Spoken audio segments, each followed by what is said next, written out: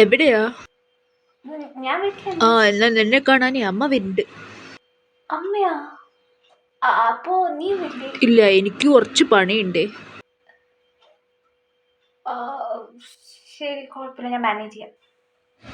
പിന്നെ നാടൻ ഭക്ഷണം, നമ്മുടെ സാമ്പാർ, അവിയൽ അതൊക്കെ ആ, തന്നെ ഉണ്ടാക്കണേ. ഇതൊക്കെ ഞാൻ പുറത്തുനിന്ന് ഓർഡർ ചെയ്തപ്പോരെ. പറ്റില്ല, അമ്മയ്ക്ക് പുറത്തത്തേന്നും അങ്ങനെ ഇഷ്ടേ അല്ല. വീട്ടിൽ നീ ഉണ്ടാക്കിയാ മതി.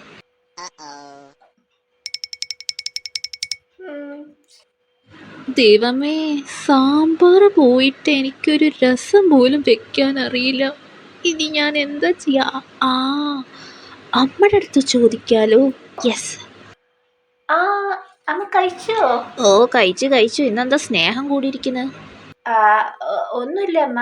മറ്റേ പുളിശ്ശേരി, തേയിൽ, ഇതൊക്കെ എങ്ങനെയാ ഇരുന്ന് ഉണ്ടാക്കണ്ടെന്ന് ടി വി നോക്കുമ്പോ പറഞ്ഞുതരാമോ? വന്ന് അടുക്കളയിൽ നോക്കണേ, അപ്പൊ പഠിച്ചിട്ടുണ്ടാവും ഇപ്പൊ.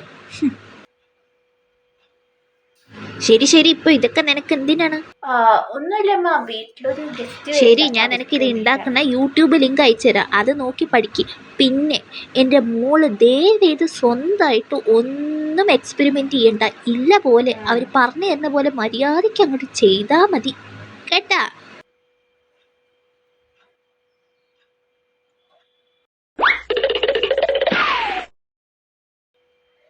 ഷോ, ഇതെല്ലാം കൂടി ഒരു കൺഫ്യൂഷൻ ആണല്ലോ. ആ, എല്ലാത്തിനും ആദ്യം കടുവറുക്കുക, പിന്നെ നുറുക്കി വെച്ചിരിക്കുന്ന പച്ചക്കറി ഇടുക, ഉപ്പ്, മുളക് പൊടി, മഞ്ഞൾപ്പൊടി, വെള്ളം ഒഴിക്കാം. കഴിഞ്ഞു. സിമ്പിൾ. എല്ലാത്തിനും ഒരേ മെത്തേഡ്. ഹോ, എല്ലാം റെഡിയായി. ഇനി അമ്മ വന്നാൽ മാത്രം മതി. ഇരിക്കും, ഊണും എല്ലാ അമ്മയ്ക്ക് ഇഷ്ടമുള്ള കറികളും ഞാൻ ഉണ്ടാക്കി റെഡിയാക്കി വെച്ചിട്ടുണ്ട്. ഇനി അമ്മ ഒന്ന് കഴിച്ചാൽ മാത്രം മതി. ഓ, ആയിക്കോട്ടെ.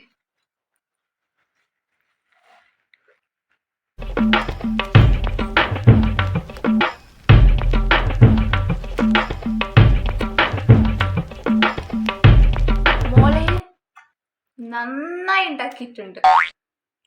മോളൊന്ന് അവളെ ഫോൺ വിളിച്ചു തരാമോ? എങ്ങനെയുണ്ടമ്മ? വിളിക്കാലോ. മോളെല്ലാം സൂപ്പറായി ഉണ്ടാക്കിയിട്ടുണ്ട്. ഇത് എന്റെ വായോണ്ട് തന്നെ അവനൊന്നും പറയാൻ വേണ്ടിട്ടായിരുന്നു. ശരി അമ്മ. ഹലോ. ഓ, കഴിച്ചോണ്ടിരിക്കണ മോനെ, എല്ലാം നന്നായിട്ടുണ്ട്. ആണോ അമ്മേ? ഉപ്പിന് ഉപ്പ്, മുളകിന് മുളക്, മഞ്ഞപ്പൊടിക്ക് മഞ്ഞപ്പൊടി, എല്ലാം. അതെന്താ അങ്ങനെ? നീയേ എന്നും എന്റെ പാചകത്തിന് ഉപ്പില്ല, മുളകില്ല, മഞ്ഞപ്പൊടിയില്ല എന്ന് പറഞ്ഞ് കുറ്റം പറയാറില്ലേ? അതിന് കിട്ടി നിനക്ക് പറ്റിയ പണിയാടാ ഇത്.